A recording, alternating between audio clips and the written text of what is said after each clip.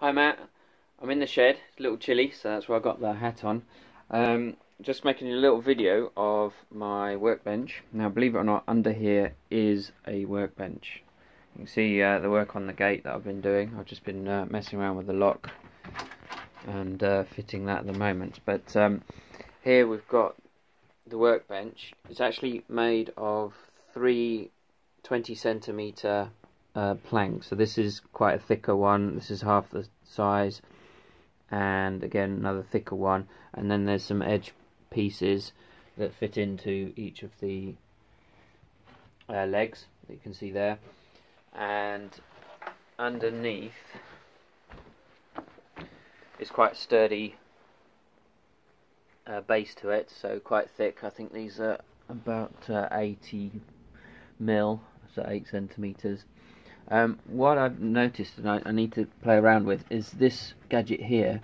So that's got a little wing nut on it, which is rusted, but I believe you undo that and you lift up this square piece and then tighten the wing nut.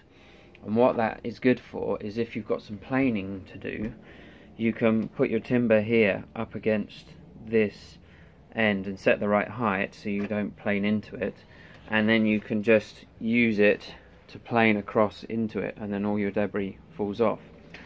This came with a vise. It's a small vise, I think it's a 6-inch vise, but it's one of the old-fashioned ones. I can't see the label on there, but yeah, it's one of the old-fashioned ones, and the guy kindly swapped over the wooden pieces.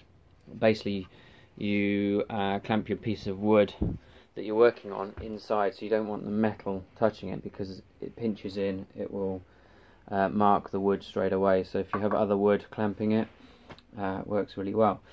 The length of this is 1.6 meters, so not particularly long, and obviously lots of forces go onto it, so you need, I'm just wobbling it here, so it's fairly sturdy. Now all I've done is put a little bracket on there.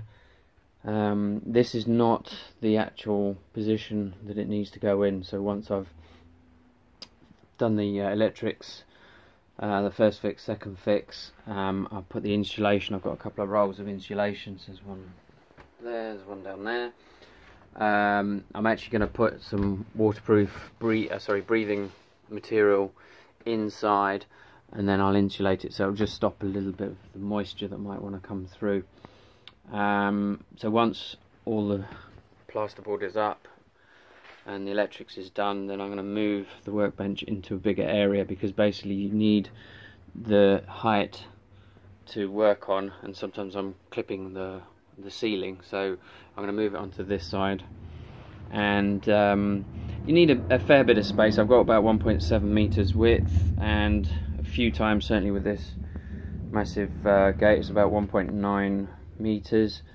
I can flip it on this side, but this side I can't, so, and obviously moving it widthways is a problem as well, so just obviously work out your dimensions a little bit there. But no, really pleased with this bench. It managed to fit in the Ford, and I did go to Kent, so it was about a 2-hour drive to collect it, but it was such a nice one. And the guy that sold it to me was a woodworking teacher, and he built this when he was 22 or something, and he was just retiring, so he'd had it for 40 years at his house, and it had just been really good, he said, and so it was a shame to sell it, but he'd had a hip operation and a knee operation, and he wasn't using it so much, basically.